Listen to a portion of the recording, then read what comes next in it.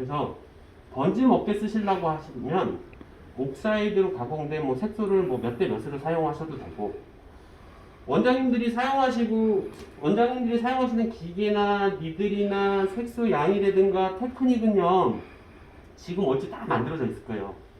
아이라인은 기계 몇 단에 테크닉 이 정도에, 사람은 다 틀린데. 네. 그 아이라인은 우리가 시술하고 난 이후에 반영구가 아닌 문신이라고 보시면 됩니다. 지워지지 않고, 색이 예전에 우리가 그 타투를 하게 되면 처음에 시꺼맸다가 시간이 지나면서 퍼렇게 변하고, 옛날 어머님들이 눈썹을 했는데 지금 거의 뭐 많이 없어졌지만 푸른색이 왔던 부분들은 다 카본 블랙을 사용한 잉크를 사용을 해서 시술을 했기 때문에 푸른색으로 변색을 하는 거라고 보시면 되고요.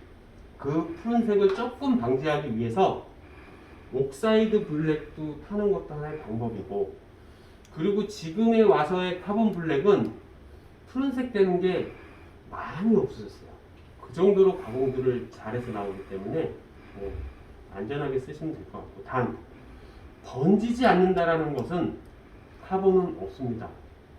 번질 수 있는 부분들은 항상 생각하시고 여러분들의 맞는 테크닉에 여러분들의 맞는 색소를 비율 조합을 잘 하셔서 쓰시면 아이라인은 뭐 가능할 것 같고, 그럼 눈썹은 어떠냐? 예를 들어서 엠보 하시는 원장님 있고, 기계로 하시는 원장님 있고, 뭐 또 뭐 수지로 하시는 원장님 있고 있겠죠. 뭐 요즘은 타투 머신 갖고도 이렇게 하시는 분들도 있고, 그것 또한 마찬가지.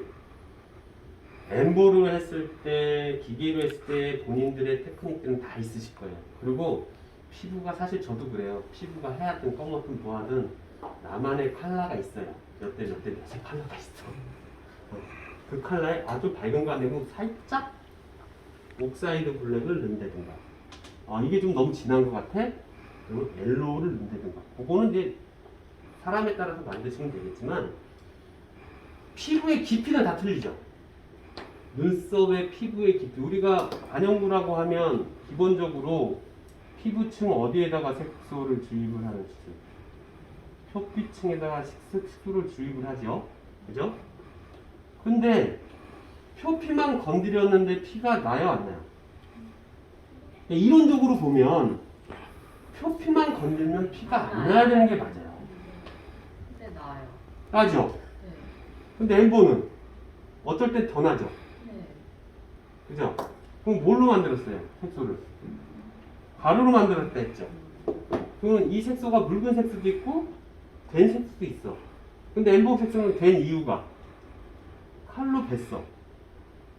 진피층까지 건들고 나왔어.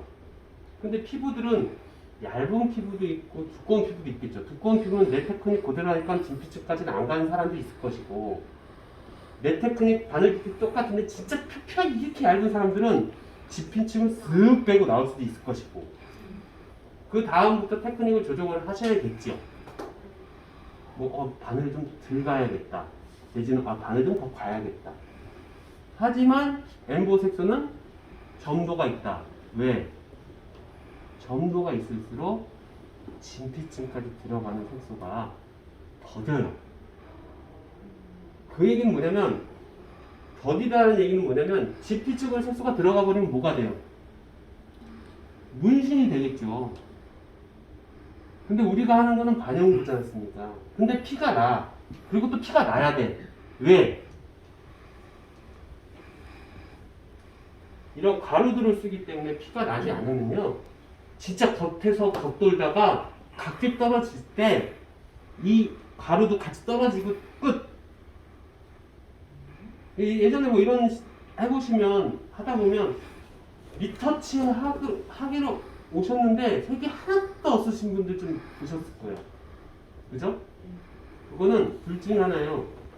내가 과도한 테크닉을 갖고 가서 각질이 진짜 많이 생겨서 각질이 뚝뚝 떨어질 때 얘네들을 수반해서 떨어지든가, 진짜 미세하게 내가 테크닉 좋게 하나도 안 아프게 한다고 싹 했어. 하고 나니까 와, 그림 같아. 너무 좋아.